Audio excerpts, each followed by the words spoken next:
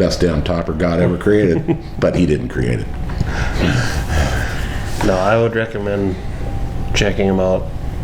If you don't have one, get behind one, look at it. There's a big difference. Yeah, get out in the field and watch it. It's some amazing equipment. Yeah.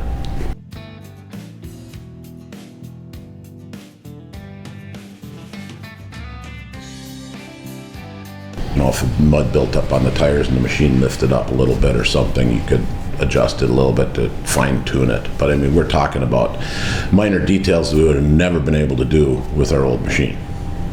Without stopping and changing shims and doing everything manually. You could do it right from the cab, which was very nice.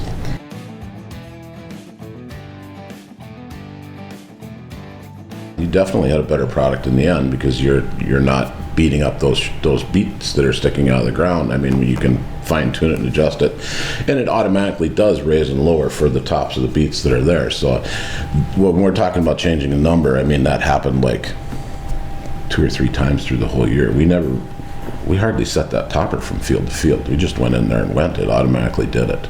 It's a fantastic unit. And as far as drain ditches through the field, it followed the drain ditches as well, went up and down. I mean, you had clean beets through the drain ditches when you drove through them. It was nice.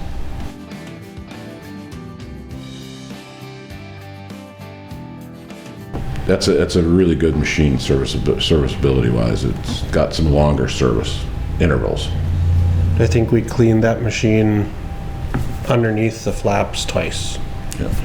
Once mid-season, once at the end. Yeah. Oh, wow. So that was a huge time saving there. We didn't have that. The other machine we cleaned every day. Every day? Yeah, every day. Every day.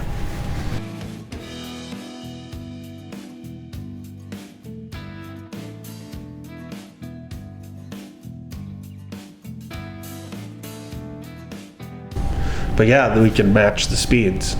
Before, we could only run the topper 3.2, 3 miles an hour, and the beet lifter could run 4.2. Now we can run exactly the same. We can keep that 50 yards ahead and not be an issue and keep going. There was nights that we went through the frost when many other people shut down because we were that close to our beet lifter. We didn't have a field of tear over 6% this year. We're always on the low side with those machines. Yeah. I mean, the Amity machines just do a way better cleaning job when it comes to those kind of conditions.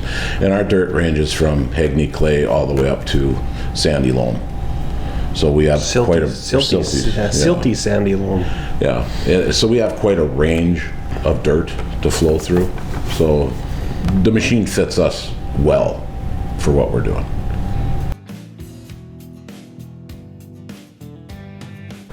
Your sprayer rows that you'd make some ruts once in a while when it's wet and you got some deeper ruts, and once in a while the beet topper would fall into those ruts and the thing would rock over.